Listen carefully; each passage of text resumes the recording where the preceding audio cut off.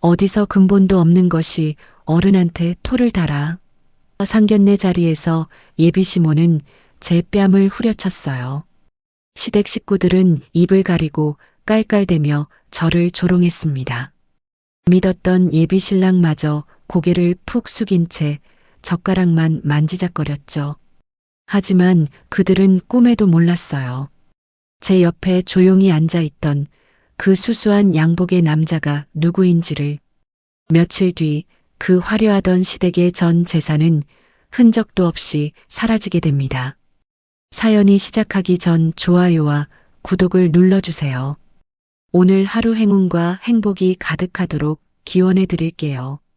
오늘의 사연 시작합니다. 제 이름은 김서연, 올해 32살입니다. 서울 강북의 한 중견 화장품 회사에서 마케팅 대리로 일하고 있죠.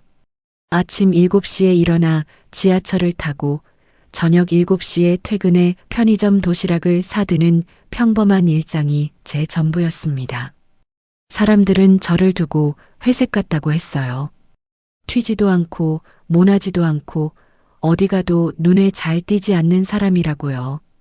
저는 그 말이 싫지 않았습니다. 사실 제 아버지 김정우는 현직 고등법원 부장판사입니다.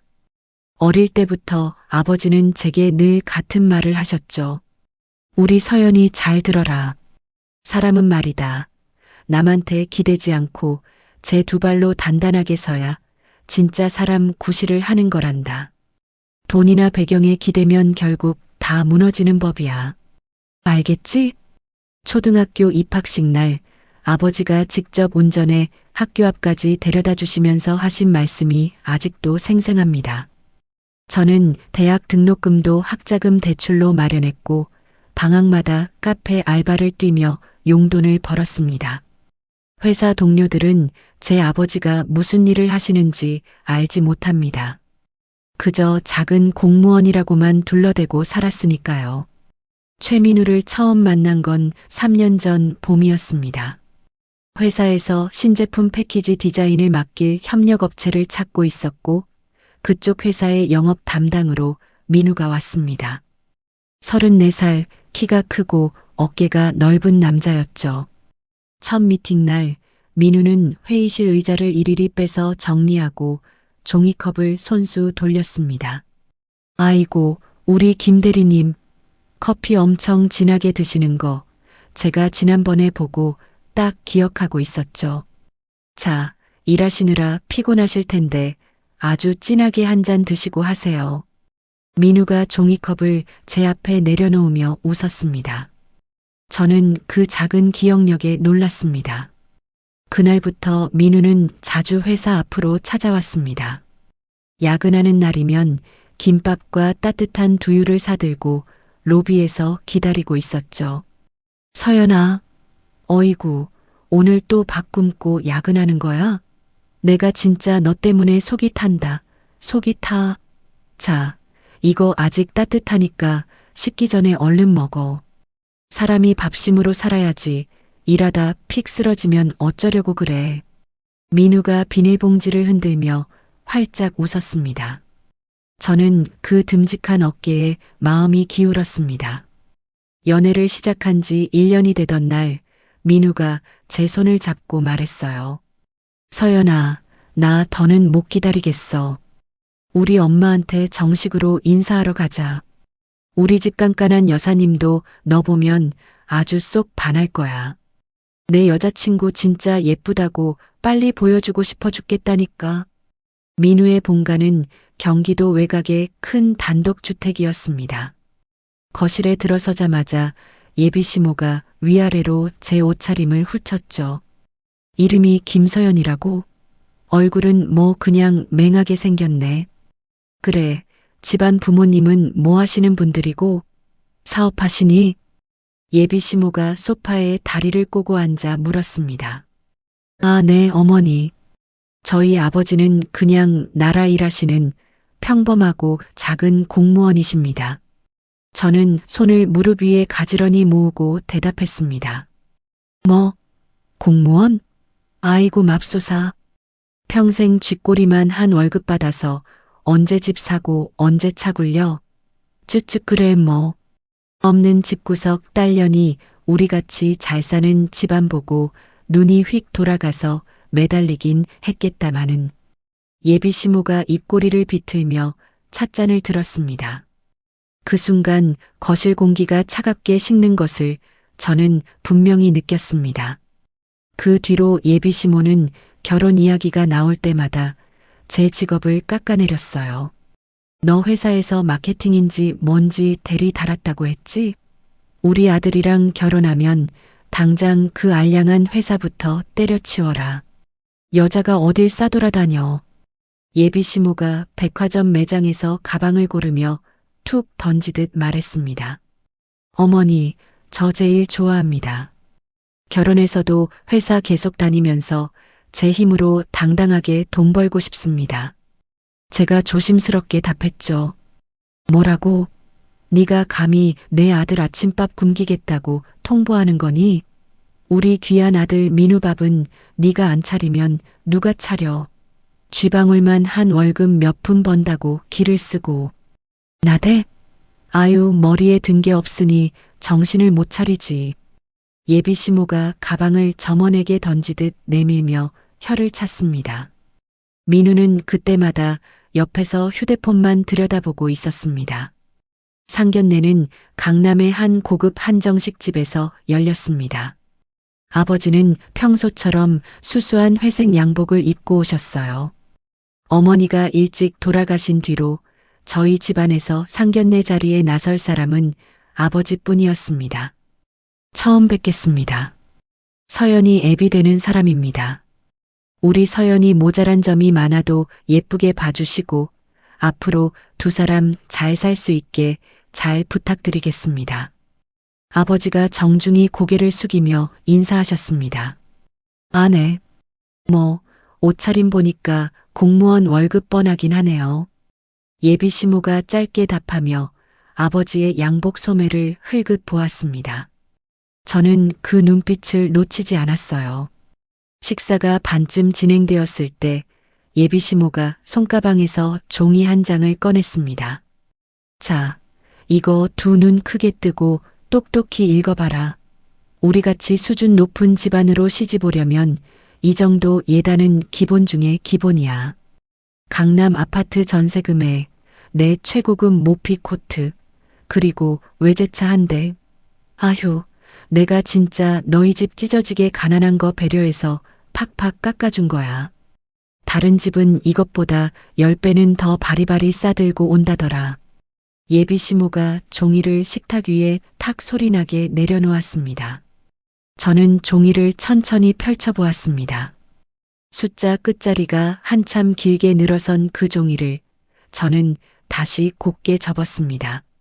어머니, 정말 죄송하지만 이 리스트에 적힌 예단은 저희 집 형편으로는 도저히 해갈 수가 없습니다. 너무 무리한 요구십니다. 제가 차분히 말씀드렸어요. 무무리, 뭐 이런 맹랑한 기집애가 다 있어. 내까짓게 감히 내 앞에서 무리라는 소리를 짓거려. 예비 시모가 그 단어를 곱씹듯 따라했습니다. 그러더니 예비 시모가 자리에서 벌떡 일어났습니다. 의자가 뒤로 밀리며 큰 소리가 났죠. 다음 순간 짝 하는 소리가 방 안을 울렸습니다. 제 왼쪽 뺨에 불이 붙은 것 같았어요.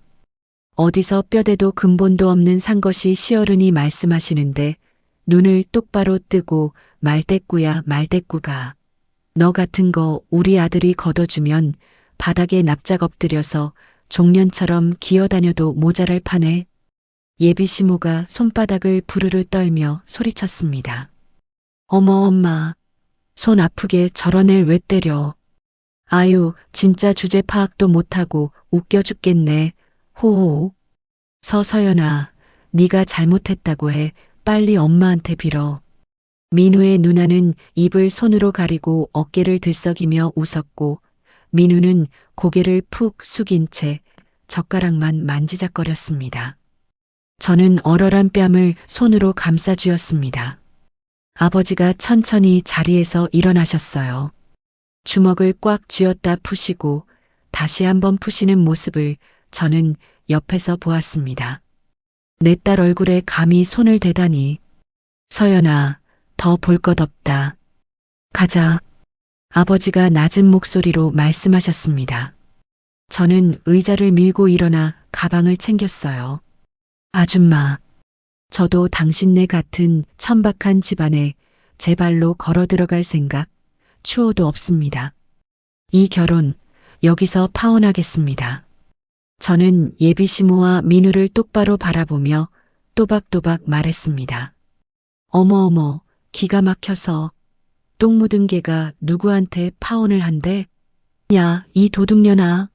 네가 파혼하는 게 아니라 내가 너 같은 쓰레기 며느리 뻥 걷어차서 버리는 거야. 알아들어. 예비 시모가 어이없다는 듯 웃었습니다. 식당 문을 나서는 순간까지 저는 뒤를 돌아보지 않았습니다. 주차장으로 내려가는 엘리베이터 안에서 아버지가 제 어깨에 손을 얹으셨어요. 우리 딸 얼굴이 이게 다 뭐야? 아빠가 미안하다. 속에서 피눈물이 나는구나. 서연아, 많이 아프냐? 아버지의 목소리가 가늘게 떨렸습니다. 아빠, 나 안 울어요. 괜찮아요. 저런 무서운 사람들한테 맞은 거 하나도 안 아파요. 그러니까 아빠도 제발 마음 아파하지 마세요. 저는 입술을 꽉 깨물며 대답했습니다. 차창 밖으로 봄밤에 가로등 불빛이 천천히 뒤로 흘러갔어요. 뺨의 통증보다 끝까지 고개를 들지 않던 민우의 모습이 더 시리게 박혀왔습니다. 파혼을 통보한 다음 날 새벽부터 휴대폰이 울렸습니다. 민우의 이름이 화면에 떴어요. 저는 한참을 망설이다 전화를 받았습니다. 서연아, 너 진짜 너무한 거 아니야? 민우가 다짜고짜 따지듯 말했습니다. 민우야, 어제 그 자리에서 너는 뭘 했니? 저는 천천히 물었어요. 엄마가 좀 욱하셨지. 너도 좀 굽히고 들어왔어야지. 민우의 목소리에 미안함은 없었습니다. 굽혀? 누가 누구한테? 제가 짧게 되물었죠. 야, 김서연. 너 이렇게 나오면 너만 손해야. 어머니 한번 찾아가서 빌어. 민우가 한숨을 길게 내쉬며 말했습니다. 저는 그대로 전화를 끊었습니다. 뺨의 멍은 사흘이 지나도 가시지 않았어요. 저는 화장으로 멍을 덮고 평소처럼 출근했습니다. 점심시간이 막 끝났을 무렵 회사 안내 데스크에서 다급한 전화가 걸려왔습니다. 김 대리님, 로비로 좀 내려와 보셔야겠는데요. 안내 직원의 목소리가 잔뜩 굳어 있었어요. 엘리베이터 문이 열리자 로비 한가운데 예비 시모가 서 있었습니다. 한 손에는 명품 가방을 들고 다른 한 손으로는 데스크 위 안내판을 내리치고 있었죠. 김서연 어딨어? 김서연 나오라 그래. 예비 시모가 목청을 높이며 소리쳤습니다. 저는 천천히 로비를 가로질러 걸어갔습니다. 주머니 속에서 휴대폰의 녹음 버튼을 누른 뒤였어요. 어머니, 여기는 제 직장입니다. 할 말 있으시면 밖에서 하시죠. 저는 낮은 목소리로 말했습니다. 직장? 그래, 직장에서 한번 망신 좀 당해봐야 정신 차리지. 예비 시모가 손가락으로 제 어깨를 툭툭 밀치며 말했어요. 인연이 우리 민우랑 결혼하겠다고 사람 홀려놓고 이제 와서 파혼이래. 위자료 내놔. 위자료? 예비 시모의 목소리가 점점 커졌습니다. 지나가던 직원들이 발걸음을 멈추고 수군거리기 시작했어요. 저는 입술을 꽉 깨물었습니다. 얼굴이 화끈거렸지만 표정만은 평온하게 유지했죠. 경비 아저씨, 부탁 좀 드릴게요. 저는 데스크 옆 경비원을 향해 손짓했습니다. 건장한 경비원 2명이 다가오자 예비 시모가 팔을 휘저으며 발악했어요. 나, 이거 안 나. 내가 누군 줄 알고. 예비 시모가 끌려나가면서 가방을 바닥에 패대기 쳤습니다. 두고 봐라, 김서연. 너 이 바닥에서 발도 못 붙이게 만들 거야. 예비 시모가 침을 튀기며 소리쳤어요. 저는 그 자리에 서서 끝까지 지켜보았습니다. 로비 천장의 CCTV가 그 모든 장면을 담고 있었죠. 자리로 돌아온 저는 책상에 앉아 손을 무릎 위에 가만히 올려놓았습니다. 손끝이 미세하게 떨려왔어요. 옆자리 박 대리가 조심스럽게 다가왔습니다. 서연 씨, 괜찮아. 어디 가서 차 한잔 할까? 박 대리가 제 어깨에 손을 얹으며 물었어요. 괜찮습니다, 선배. 일하던 거 마저 할게요. 저는 모니터를 다시 켰습니다. 하지만 화면 속 글자가 한참 동안 흐릿하게 번져 보였어요. 퇴근길 지하철 안에서 저는 창문에 비친 제 얼굴을 가만히 들여다보았습니다. 울지 않으려고 입을 꽉 다물고 있는 여자가 거기 있었죠. 며칠 뒤 회사 동료들 사이에 이상한 소문이 돌기 시작했습니다. 서연 씨, 결혼 깨졌다며. 그 집 시어머니 되실 분이 강남에 상가 건물도 가진 분이라던데. 굴러온 복을 찾다고 동네방네 떠들고 다니신데. 탕비실에서 들려오는 수군거림이 제 등에 콕콕 박혔어요. 저는 종이컵에 커피를 따르던 손을 멈췄습니다. 안녕하세요, 선배님. 저는 일부러 큰 소리로 인사하며 탕비실 안으로 들어갔습니다. 수군거리던 직원들이 화들짝 놀라 흩어졌어요. 그날 저녁 저는 본가에 들르는 대신 동네 작은 카페로 향했습니다. 혼자 있고 싶었거든요. 창가 자리에 앉아 따뜻한 차를 한 모금 마시는데 갑자기 휴대폰이 진동했습니다. 민우의 누나 최민지에게서 온 문자였어요. 서연아, 너 진짜 우리 집 무시하는 거니? 우리 신도시 상가 분양 대박 난 거 알지? 너 같은 흙수저가 그 집에 들어오는 거 자체가 영광이었어. 정신 차려. 저는 그 문자를 한참 동안 들여다보았습니다. 손가락이 부르르 떨렸지만 답장은 하지 않았어요. 대신 화면을 캡처해 따로 보관했습니다. 집에 돌아온 저는 노트북을 켜고 빈 문서를 열었습니다. 상견례 날부터 오늘까지 일어난 모든 일을 날짜 순으로 정리하기 시작했죠. 시간, 장소, 그 자리에 있던 사람, 오간 말과 행동. 손끝이 키보드 위에서 점점 빨라졌습니다. 한참을 쓰다가 저는 문득 손을 멈추고 천장을 올려다보았어요. 아버지에게 전화를 걸까 망설였습니다. 하지만 수화기를 들 수가 없었어요. 아버지의 그 떨리던 주먹이 떠올랐거든요. 혼자 해보자. 일단 혼자. 저는 작게 중얼거리며 다시 키보드를 두드렸습니다. 민우가 보낸 문자, 예비시모의 회사 난동 영상, 식당 영수증까지 폴더 하나에 차곡차곡 모았어요. 새벽 2시가 넘은 시각, 책상 위 스탠드 불빛 아래서 저는 깊게 숨을 들이마셨습니다. 창밖은 캄캄했지만 제 마음 한구석에는 작고 단단한 불씨가 자리 잡기 시작했죠. 누구를 원망하기 전에 먼저 제 자신부터 똑바로 세워야 한다고 저는 그날 밤 그렇게 다짐했습니다. 며칠 뒤 회사로 두툼한 봉투 하나가 배달되었습니다. 빨간 글씨로 내용 증명이라고 찍힌 봉투였어요. 저는 회의실 구석에 앉아 봉투를 천천히 뜯었습니다. 종이에는 위자료 1억 원을 청구한다는 내용이 빼곡히 적혀 있었죠. 파혼으로 인한 정신적 손해, 예단 준비에 든 비용, 시댁의 명예훼손까지 한 글자 한 글자가 어이없어서 헛웃음이 새어나왔습니다. 저는 봉투를 가방 깊숙이 넣고 회의실을 나왔어요. 점심도 거른 채 오후 업무를 마쳤습니다. 퇴근하고 회사 건물을 막 빠져나오는데 한 여자가 제 앞을 가로막았어요. 짧은 단발에 검은 트렌치 코트를 입은 여자였습니다. 김서연 씨 맞으시죠? 여자가 조심스럽게 물었어요. 누구시죠? 저는 한 발 뒤로 물러섰습니다. 저는 박지수라고 해요.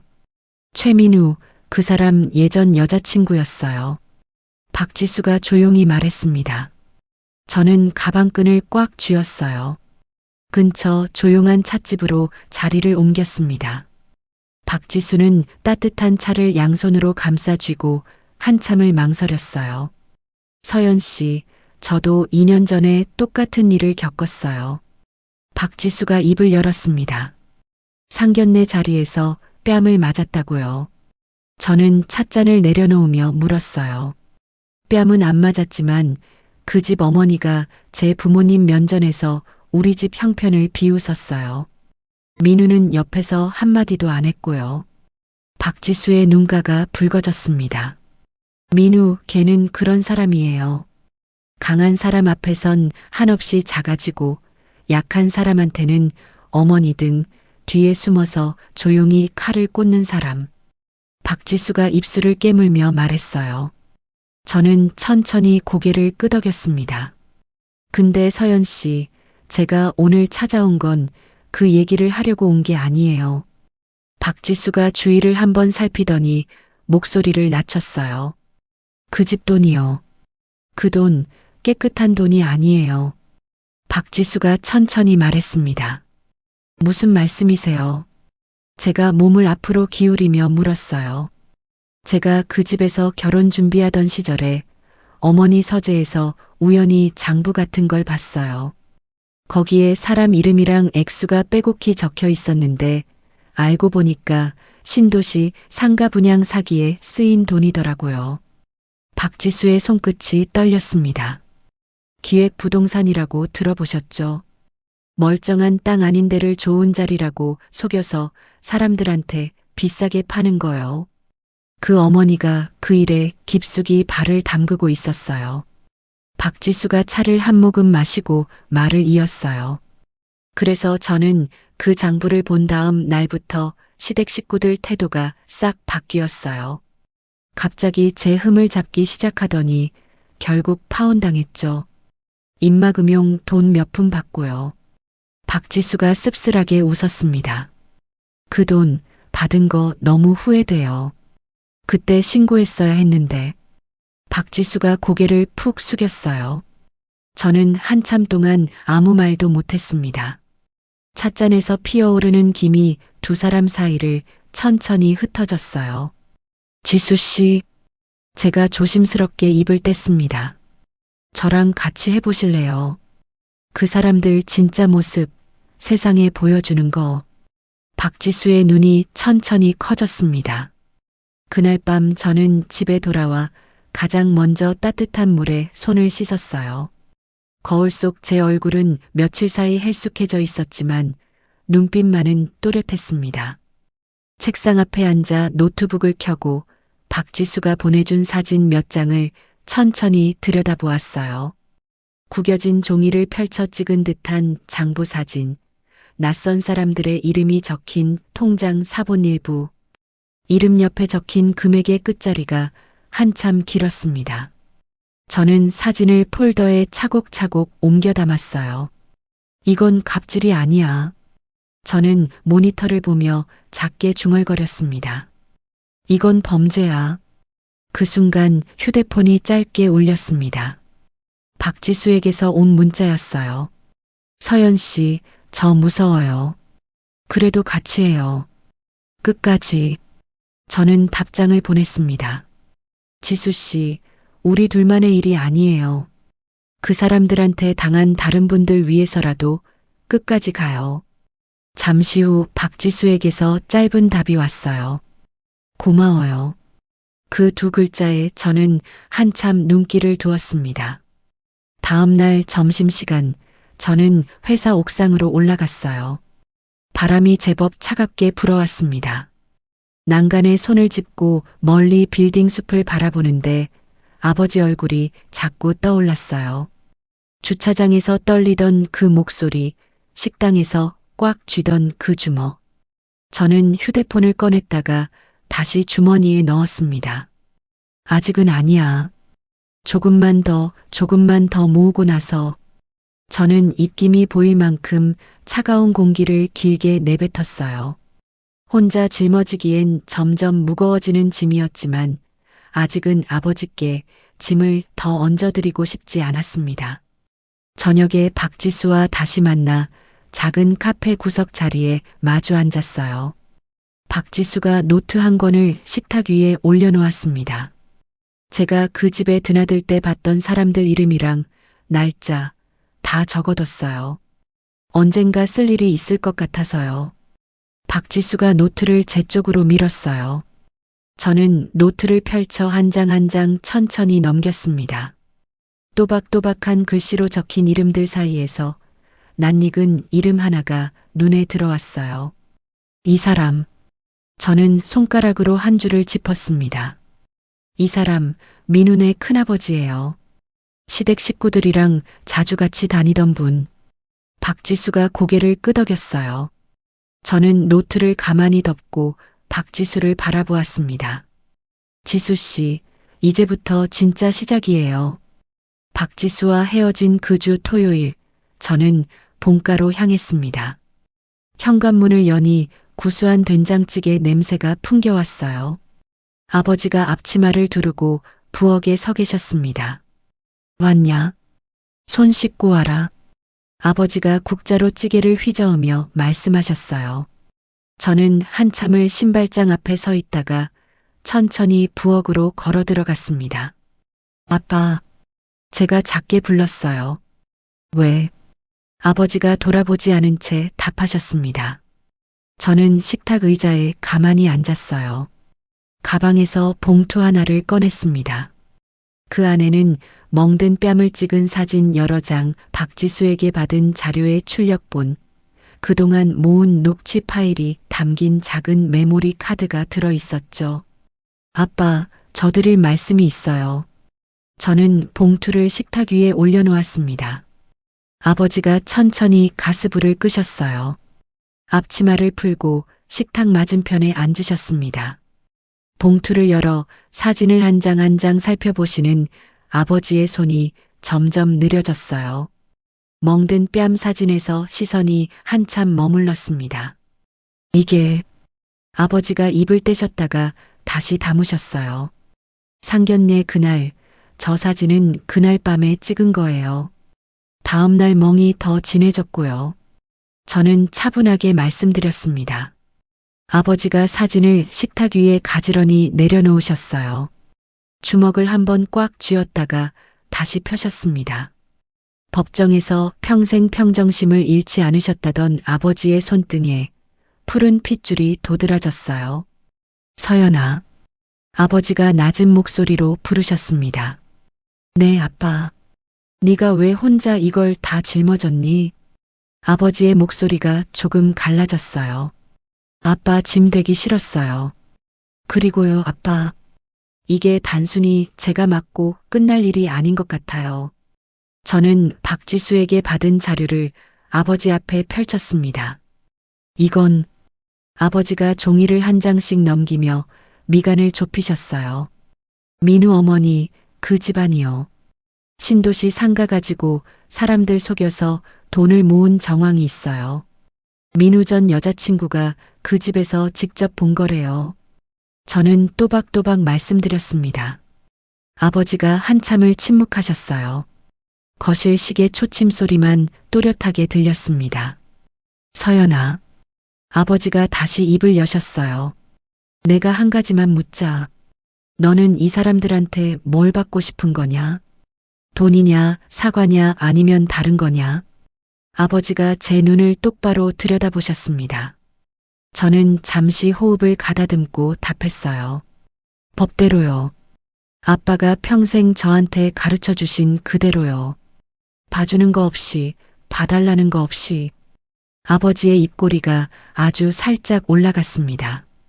좋다. 아버지가 짧게 답하셨어요.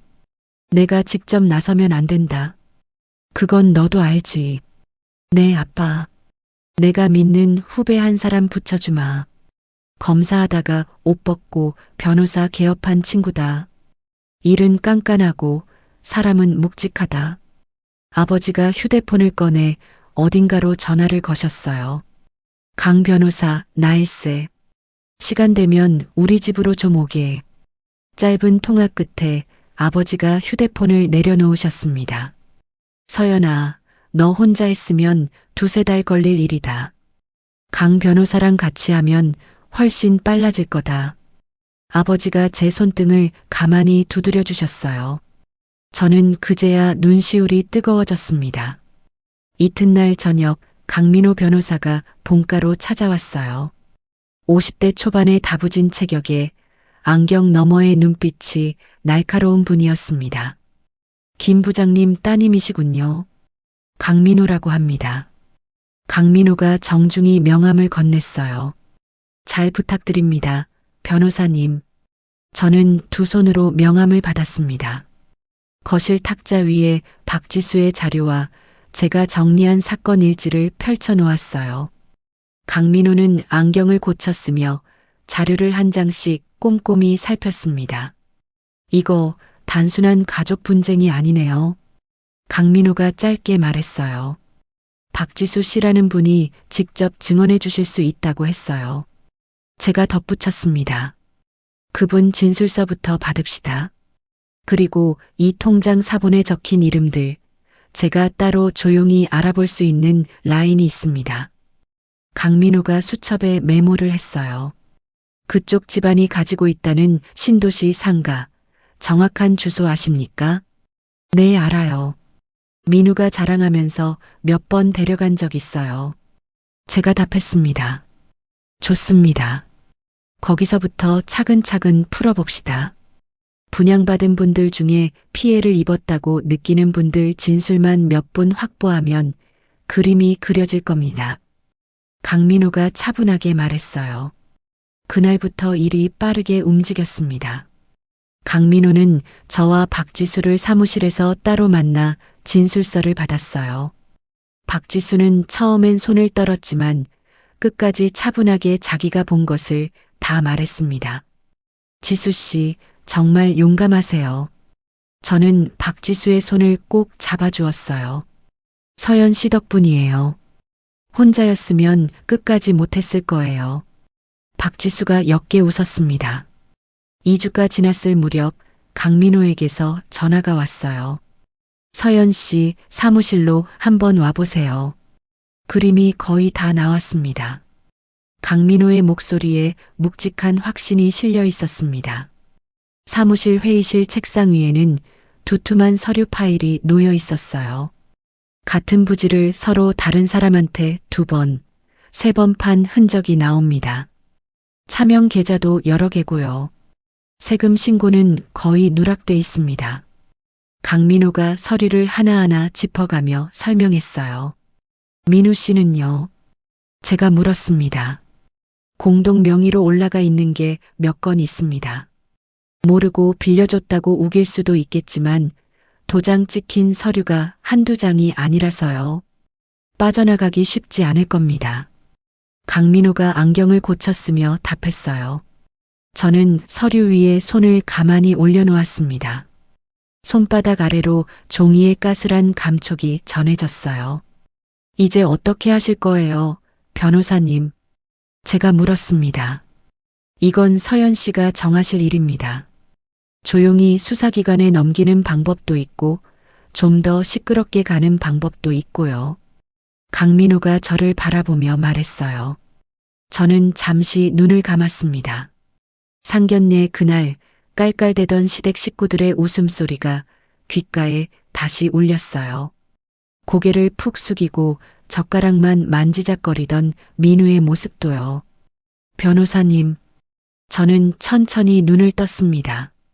그 사람들이 가장 자랑스러워하는 자리, 가장 사람이 많은 자리에서요. 그 자리에서 알려줘야겠어요. 자기들이 누구를 무시했는지. 신도시 상가 분양 완판 기념 파티가 다음 주 토요일에 열린다는 소식은 박지수가 가장 먼저 전해주었어요. 민우의 누나 최민지가 자기 인스타에 초대장 사진을 올려놓았더라고요. 호텔 연회장을 통째로 빌린다고 했습니다. 지역 유지들, 분양받은 투자자들, 가까운 사업가들까지 100여 명이 모이는 자리였어요. 저는 그 초대장 사진을 한참 들여다보았습니다. 바로 이 자리야. 저는 작게 중얼거렸어요. 강민호 변호사에게 전화를 걸었습니다. 변호사님, 다음 주 토요일 저녁 7시예요. 그날 같이 가주실 수 있죠? 준비해 두겠습니다. 경찰 쪽이랑 국세청 쪽에도 그날에 맞춰서 조율해 두겠습니다. 강민호의 목소리는 평소처럼 묵직했어요. 감사합니다. 저는 짧게 답하고 전화를 끊었습니다. 드레스룸을 열어 가장 단정한 검은 정장을 꺼냈어요. 거울 앞에 정장을 대보는데 손끝이 조금 떨렸습니다. 하지만 두려움이 아니었어요.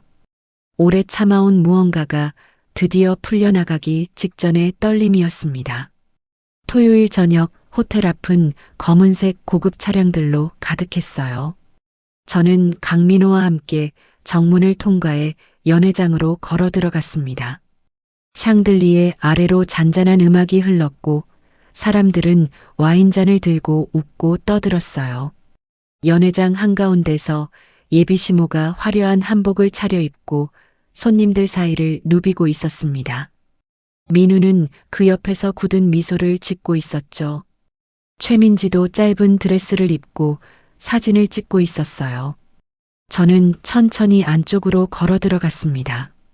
예비시모가 먼저 저를 발견했어요. 어머, 저거 봐. 예비시모가 와인잔을 든 손을 입에 가져다 대며 깔깔 웃었습니다. 누구신가 했네. 김서연 씨 아니야. 거지가 밥 얻어먹으러 왔나? 예비시모가 큰 소리로 말했어요. 주변 손님들이 일제히 저를 돌아보았습니다. 민우는 저를 보고 표정이 굳었어요. 한 걸음 다가오려다가 제 옆에 강민호를 보고 멈칫했습니다. 여보세요. 우리 집 파티에 초대받지 않은 사람은 좀 나가주시지. 최민지가 팔짱을 끼고 다가왔어요. 저는 대답하지 않고 단상 쪽으로 걸어갔습니다.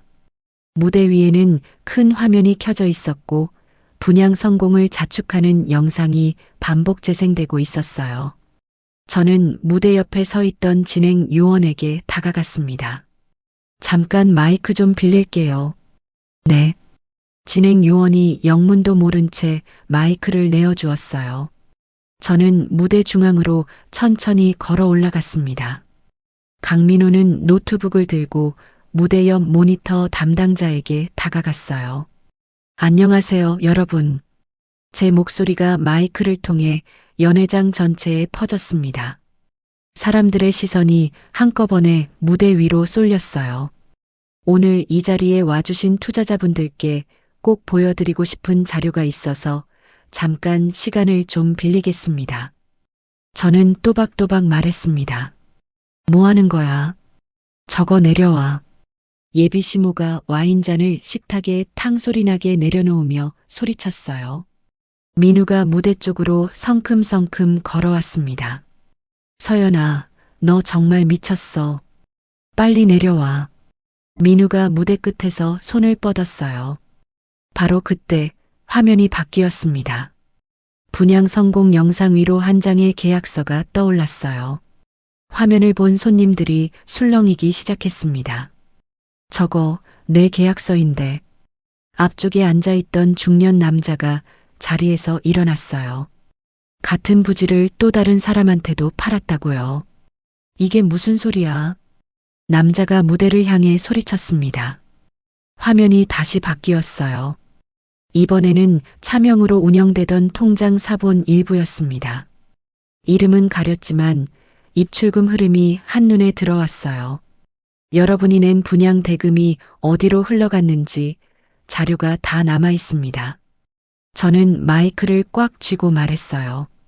연회장이 순식간에 아수라장이 되었습니다. 내 돈 돌려줘. 이게 사기였단 말이야. 손님들이 자리에서 일어나 예비시모와 민우 쪽으로 몰려갔어요. 예비시모는 얼굴이 새파랗게 질려 의자 등받이를 붙들었습니다. 이거 다 모함이야. 전현이 우리 집안 망치려고 작정한 거라고. 예비시모가 비명에 가까운 소리로 외쳤어요. 민우는 한 발 두 발 뒷걸음질 치다가 비상구 쪽으로 몸을 돌렸습니다. 바로 그때 연회장 정문이 활짝 열렸어요. 경찰 제복을 입은 사람들과 국세청 조사관 신분증을 목에 건 사람들이 줄줄이 들어왔습니다. 전부 그 자리에 그대로 계세요. 경찰 한 사람이 짧고 단호하게 말했어요. 민우가 비상구 손잡이를 잡으려던 손이 그대로 굳었습니다. 경찰 두 사람이 곧장 민우에게 다가가 양팔을 잡았어요. 또 다른 경찰이 예비시모에게 다가갔습니다. 이거 놓으세요. 내가 누군 줄 알고. 예비시모가 발버둥을 쳤어요. 경찰이 차분하게 권리를 고지하기 시작했습니다. 강민우가 무대에서 내려와 예비시모 앞에 섰어요. 안녕하십니까. 김서연 씨 법률 대리인 강민우입니다. 강민우가 명함을 내밀었어요. 예비시모는 명함을 받지도 못한 채 멍하니 강민우를 올려다보았습니다. 한 가지만 말씀드리겠습니다. 강민우가 조용히 말했어요.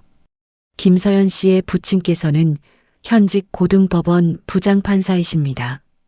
성함은 따로 말씀드리지 않겠습니다. 강민우의 목소리는 차분했지만 한마디 한마디가 또렷했어요. 예비시모의 얼굴에서 핏기가 천천히 빠져나갔습니다. 공무원이라며, 작은 공무원이라며, 예비시모가 떨리는 목소리로 중얼거렸어요. 다리에 힘이 풀린 듯 예비시모가 그대로 바닥에 주저앉았습니다. 저는 무대 위에서 천천히 내려와 예비시모 앞에 섰어요. 바닥에 주저앉은 예비시모는 고개를 들어 저를 올려다보았습니다. 한복 치맛자락이 바닥에 너부러져 있었고 머리에 꽂은 비녀가 한쪽으로 비스듬히 기울어 있었어요. 어머니, 저는 천천히 입을 열었습니다. 상견례 그날 어머니가 저한테 하신 말씀 기억나세요? 주제 파악 못한다고 하셨죠? 저는 잠시 숨을 골랐어요. 그 말 오늘 그대로 돌려드릴게요. 주제 파악 못한 사람이 누구였는지 이제는 아셨으면 좋겠습니다. 예비시모의 입술이 달싹거렸지만 아무 말도 나오지 않았어요. 저는 천천히 몸을 돌려 연회장 입구 쪽으로 걸어갔습니다. 등 뒤로 사람들의 비명과 경찰 무전기 소리가 뒤섞여 들려왔어요. 하지만 제 발걸음만은 아주 오랜만에 가벼웠습니다. 호텔 연회장에서의 일이 있고 사흘이 지났습니다. 민우와 예비시모는 구속 전 피의자 신문을 앞두고 있었어요. 경찰 조사는 빠르게 진행되었고 차명 계좌와 이중 계약서가 줄줄이 발견되었습니다. 강민우 변호사는 매일 저녁 저에게 진행 상황을 알려주었어요. 저는 잠시나마 마음을 놓고 회사 일에 집중하려 했습니다. 하지만 그 평온은 오래가지 않았어요. 월요일 아침 출근길 지하철 안에서 휴대폰을 들여다보다 저는 그대로 멈춰 섰습니다. 한 인터넷 매체에 짧은 기사가 올라와 있었어요. 현직 고법 부장판사 김모 씨, 딸 파혼 빌미로 사돈집 보복수사 의혹. 저는 손가락을 떨며 기사를 끝까지 읽었습니다. 아버지의 이름은 이니셜로 처리되어 있었지만 법조계 사람이라면 누구든 알아볼 수 있을 만큼 구체적인 정보가 적혀 있었어요. 딸의 파혼 문제로 사적인 감정을 품은 판사가 자기 인맥을 동원해 멀쩡한 사업가 집안을 망가뜨렸다는 식의 이야기였습니다. 지하철이 다음 역에 멈추자 저는 황급히 내렸어요. 회사에 휴가를 내고 곧장 강민호 사무실로 향했습니다. 강민호는 이미 책상 위에 그 기사를 띄워놓고 있었어요. 보셨군요. 강민호가 안경을 고쳤으며 말했습니다. 변호사님, 이거 어떻게 된 거예요? 아버지 이름이 왜? 저는 자리에 앉기도 전에 물었어요. 예상은 했습니다. 저쪽이 대형 로펌을 선임했더군요. 거기에 언론 쪽에 발이 넓은 브로커 한 사람이 끼었다는 얘기가 들립니다. 강민우가 차분하게 답했습니다. 브로커요. 예. 돈을 받고 가짜 정보를 흘려서 여론을 흔드는 사람입니다. 한두 번 해본 솜씨가 아닙니다. 강민호의 표정이 굳었어요. 그날 오후 본가로 전화를 걸었습니다. 아빠, 제가 입을 떼자 목이 메었어요. 기사 봤다. 신경 쓰지 마라. 아버지의 목소리는 평소처럼 차분했습니다. 아빠, 저 때문에 아빠 이름이. 저는 끝내 말을 잇지 못했어요. 서연아, 잘 들어라. 아버지가 천천히 말씀하셨습니다. 진실은 흔들리지 않는다. 거짓이 시끄러울 뿐이다. 겁먹지 마라.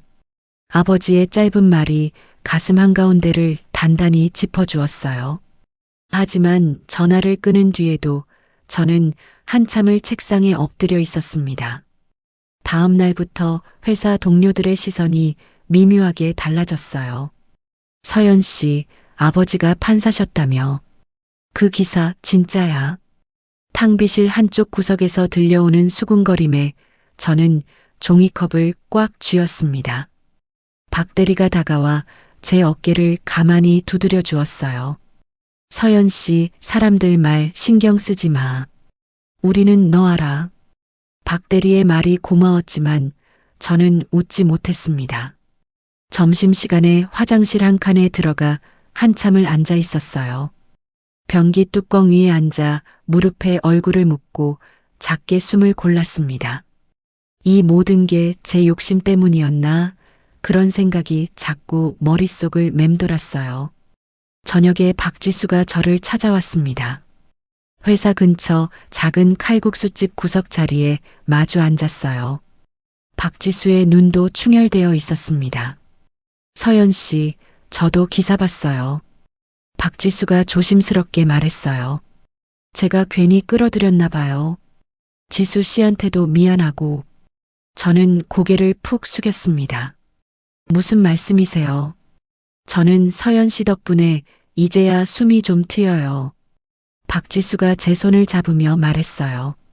서연 씨, 우리 여기서 멈추면 그 사람들이 진짜 이기는 거예요. 박지수의 목소리에 단단한 결심이 묻어 있었습니다. 저는 천천히 고개를 들었어요. 맞아요. 여기서 멈추면 아빠한테도 면이 안 서요. 저는 식탁 위에 놓인 휴대폰을 가만히 들여다보았습니다. 그 안에는 그동안 모아온 모든 자료가 들어 있었어요. 지수 씨, 제가 변호사님께 부탁드려서 그 브로커라는 사람부터 찾아볼게요. 돈이 어디서 흘러갔는지만 잡으면 거짓말은 무너져요. 저는 또박또박 말했어요. 박지수가 고개를 끄덕였습니다. 다음 날 아침 저는 강민호 사무실 회의실에 앉아 있었어요. 변호사님, 그 브로커요. 분명히 어디선가 돈을 받았을 거예요. 그 돈만 잡으면요. 저는 단호하게 말했습니다. 강민호가 잠시 저를 바라보더니 입꼬리를 살짝 올렸어요. 좋습니다. 제 쪽에서 움직여보던 라인이 있는데 마침 그 브로커 이름이 같이 나오고 있었습니다. 조금만 더 시간 주십시오. 강민호가 수첩을 펼쳤습니다. 그리고 한 가지 더요. 제가 덧붙였어요. 상견례 그날 식당 복도 CCTV요. 식당 측의 양해 구해서 원본을 받아두고 싶어요. 편집 안 된 거 그대로요. 제가 직접 가서 받아두겠습니다. 강민호가 답했어요. 그날 저녁 본가에 들렀습니다. 아버지는 평소처럼 거실 소파에 앉아 신문을 읽고 계셨어요. 아빠, 저는 아버지 옆에 앉았습니다. 왜? 아버지가 신문을 접으며 저를 바라보셨어요. 저 이번엔 끝까지 제가 갈게요. 아빠 명예 제 손으로 지킬게요. 저는 또박또박 말씀드렸습니다. 아버지가 한참 동안 저를 바라보셨어요. 그러더니 천천히 손을 뻗어 제 머리를 가만히 쓸어주셨습니다. 서연아. 아버지가 낮은 목소리로 부르셨어요. 네, 아빠. 네가 다 컸구나. 아버지의 그 한마디에 저는 결국 눈물을 떨궜습니다. 며칠 사이 처음으로 마음 깊은 곳에서부터 울음이 터져 나왔어요. 아버지는 아무 말 없이 제 어깨를 가만히 감싸주셨습니다. 거실 시계의 초침 소리가 그날따라 유난히 또렷하게 들렸어요. 다음 날부터 저는 강민호와 함께 본격적으로 움직였습니다. 강민호가 알아낸 브로커의 이름은 정재훈, 40대 후반의 남자였어요. 주로 강남 일대 술집에서 사람들과 어울리며 돈을 받고 가짜 제보를 흘리는 일을 한다고 했습니다. 강민호는 평소 알고 지내던 흥신소 사람을 통해 정재훈의 동선을 조용히 파악했어요. 저는 사무실 회의실에서 매일 밤늦게까지 자료를 정리했습니다. 박지수도 시간이 날 때마다 사무실에 와서 함께 자료를 살폈어요.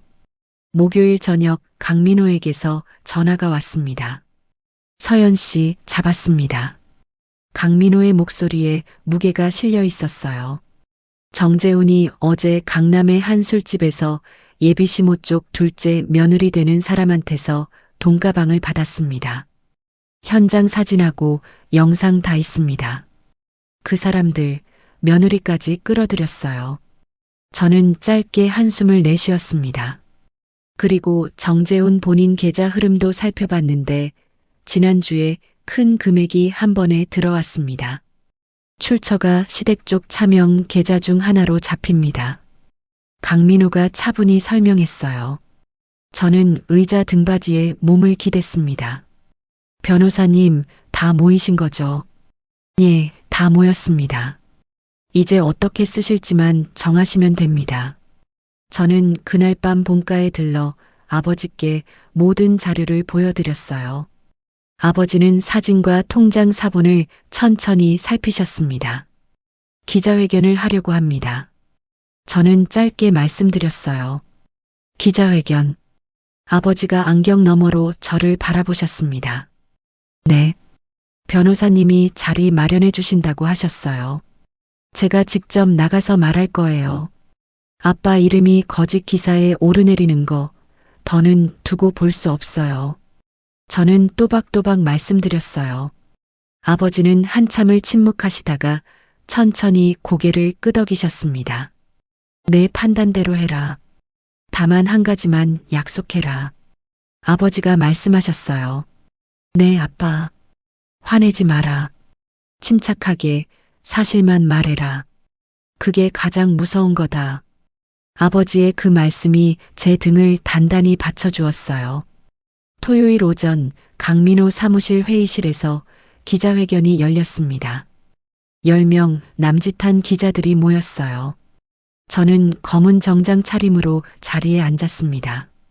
양옆에는 강민호와 박지수가 함께했어요. 플래시가 한 번 터지자 저는 잠시 눈을 감았다가 천천히 입을 열었습니다. 안녕하세요. 김서연입니다. 제 목소리가 회의실 안에 가만히 퍼졌어요. 저는 먼저 상견례 그날 식당 복도의 CCTV 영상을 화면에 띄웠습니다. 편집 없이 원본 그대로였어요. 예비 시모가 자리에서 일어나 제 뺨을 후려치는 장면, 시댁 식구들이 입을 가리고 웃는 장면, 민우가 고개를 푹 숙이고 있는 장면까지 모든 것이 또렷하게 담겨 있었습니다. 기자들 사이에서 작은 탄식이 새어나왔어요. 이 영상이 며칠 전 한 인터넷 매체에 실린 기사 속 사건의 전모입니다. 저는 차분히 말했습니다. 기사에는 제 아버지께서 권력을 남용해 사돈집을 보복 수사했다고 적혀 있었습니다. 하지만 사실은 그 반대입니다.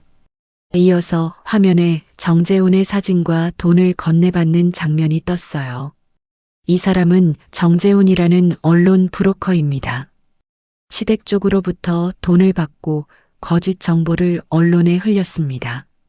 돈이 오간 계좌 내역, 만남 장면 모두 자료로 준비되어 있습니다. 저는 한 장 한 장 자료를 짚어갔습니다.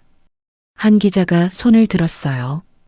김서연 씨 따님 되시는 분이 직접 이 자료를 다 다 모으신 겁니까? 제 변호사님과 함께 모았습니다. 그리고 한 분, 저처럼 그 집안에 상처받았던 분이 용기 내어 도와주셨습니다. 저는 옆에 박지수를 가만히 바라보았어요. 박지수가 떨리는 손으로 마이크를 잡았습니다. 저는 박지수입니다. 2년 전 같은 집안에서 비슷한 일을 겪었습니다. 그때 침묵했던 것을 지금이라도 바로잡고 싶어서 이 자리에 나왔습니다. 박지수의 목소리는 작지만 또렷했어요.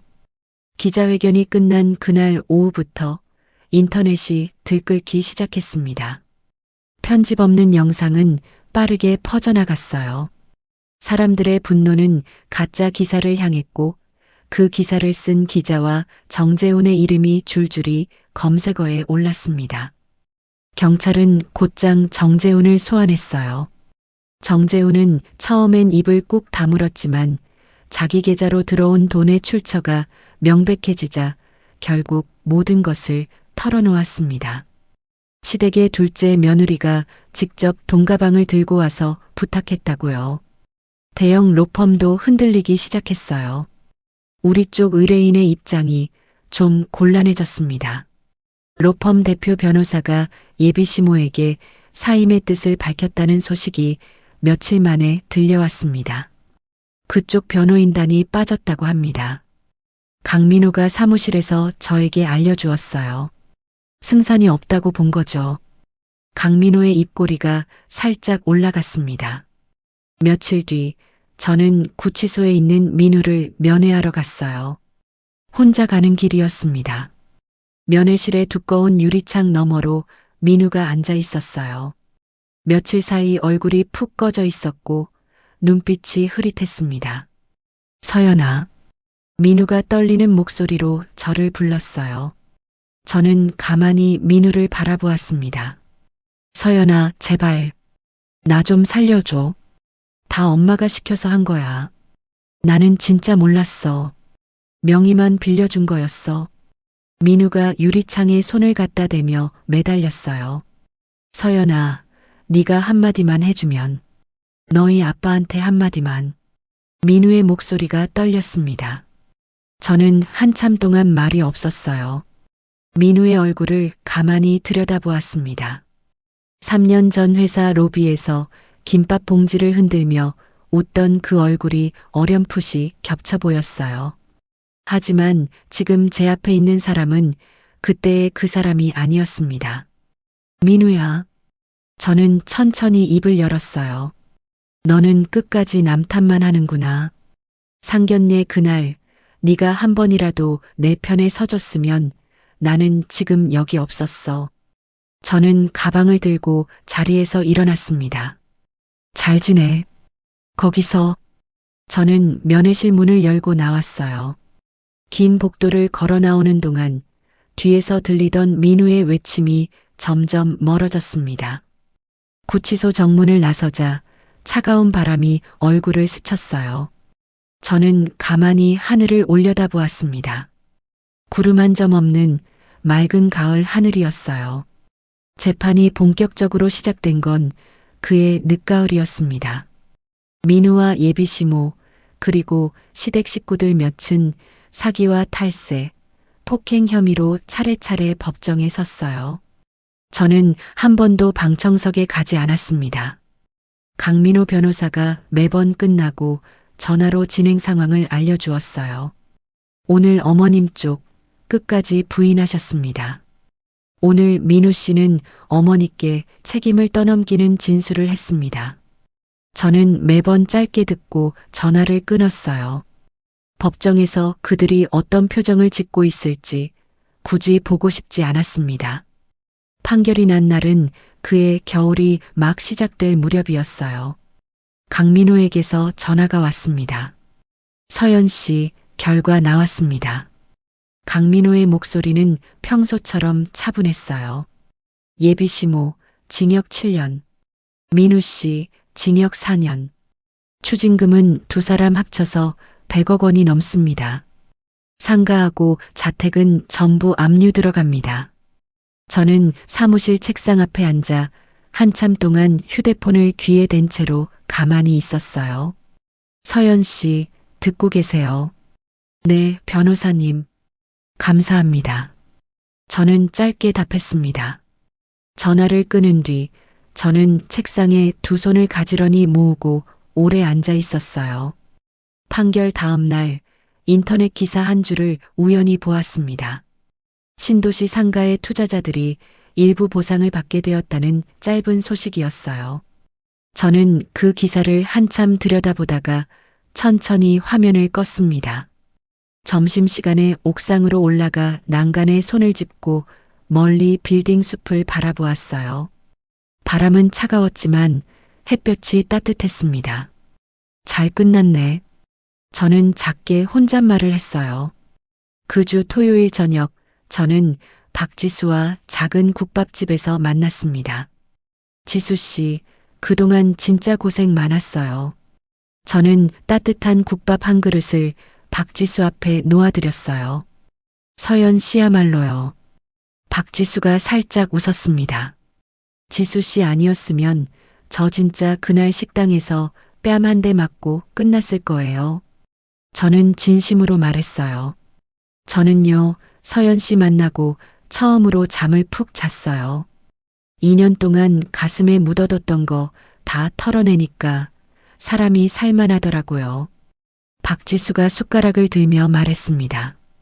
저희 두 사람은 김이 모락모락 나는 국밥 위로 한참을 마주보고 웃었어요. 지수 씨, 우리 가끔씩이라도 만나요. 좋은 인연으로요. 저는 박지수에게 손을 내밀었습니다. 좋아요, 서연 씨. 저도 그러고 싶어요. 박지수가 제 손을 꼭 잡았어요. 국밥집 창밖으로 첫눈이 한 송이씩 흩날리기 시작했습니다. 저희는 그 모습을 가만히 바라보며 따뜻한 국물을 한 숟가락씩 떠먹었어요.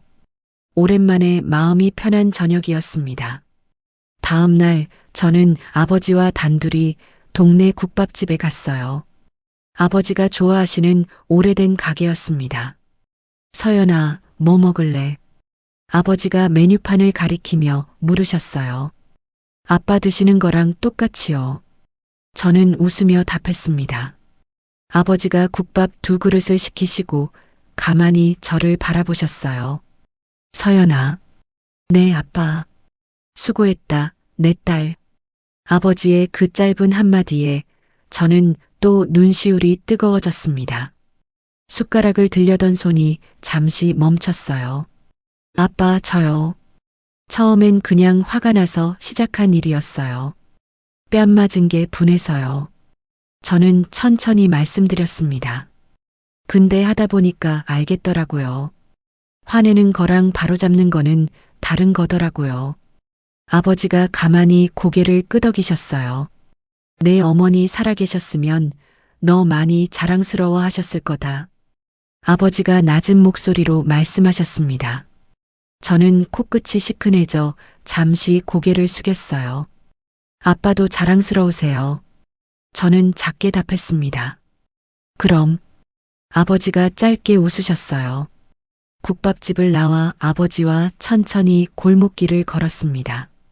저녁 공기가 차가웠지만 코트 깃을 여미고 걷는 발걸음이 가벼웠어요. 아빠, 저 다음 주에 회사 회식 있어요. 부서 옮긴 거 환영회래요. 그래. 잘 됐다. 이번엔 부서에서 좀 더 도전적인 일 해보려고요. 네가 좋으면 됐다. 아버지가 제 어깨를 가만히 두드려 주셨어요. 월요일 아침 저는 평소와 똑같이 7시에 일어났습니다. 지하철을 타고 출근해 회사 로비를 지나 사무실 책상 앞에 앉았어요. 모니터를 켜고 메일함을 열었습니다. 주말 동안 쌓인 업무 메일들이 줄지어 있었어요. 서연 씨, 좋은 아침. 박 대리가 종이컵에 커피를 따라 제 책상에 놓아주었습니다. 감사합니다, 선배. 저는 환하게 웃으며 받았어요. 저는 여전히 회색 같은 사람입니다. 튀지 않고 모나지 않고 어디 가도 눈에 잘 띄지 않는 사람이죠. 하지만 이제는 제 자신을 숨기지도 부끄러워하지도 않습니다. 점심시간 회사 앞 작은 공원 벤치에 앉아 따뜻한 커피를 한 모금 마셨어요. 지나가는 사람들의 발걸음 소리, 멀리서 들리는 자동차 소리, 나뭇가지 끝에 매달린 마지막 잎새 하나. 모든 것이 어제와 똑같았지만 저에게는 모든 것이 새로웠습니다. 진짜 무서운 건 돈이 아니라 정직하게 쌓아온 삶의 무게구나. 저는 종이컵을 두 손으로 감싸쥐며 작게 중얼거렸어요. 오랫동안 가슴에 얹혀있던 무거운 돌 하나가 그제야 천천히 내려앉는 것 같았습니다. 여러분, 오늘 이야기 끝까지 함께 해주셔서 고맙습니다. 서연 씨의 이야기는 사실 어디선가 한 번쯤 들어봤을 법한 이야기일지도 모릅니다. 사람을 겉모습과 배경만으로 함부로 재단하고 약해 보이는 사람 앞에서 한없이 거만해지는 사람들. 하지만 정말 무서운 건 화려한 명품도 으리으리한 건물도 아니었어요. 정직하게 한 걸음 한 걸음 쌓아온 한 사람의 단단한 삶, 그 무게였습니다. 서연 씨는 끝까지 감정에 휘둘리지 않았고 법의 테두리 안에서 차분하게 자기 자리를 지켰습니다. 그 묵묵한 시간이 결국 거짓을 무너뜨리고 진실을 세웠죠. 혹시 지금 누군가에게 부당한 대우를 받고 계신 분이 있다면 서연 씨처럼 천천히 그러나 단단하게 자기 자리를 지켜나가시길 바랍니다. 당신의 삶의 무게를 가장 잘 아는 사람은 결국 당신 자신이니까요. 오늘 하루도 평안하시고 따뜻한 사람들과 함께 좋은 저녁 보내시길 바랍니다. 이야기를 끝까지 들어주신 분이 계시다면 잘 들었다고 댓글 하나만 남겨주세요. 감사합니다.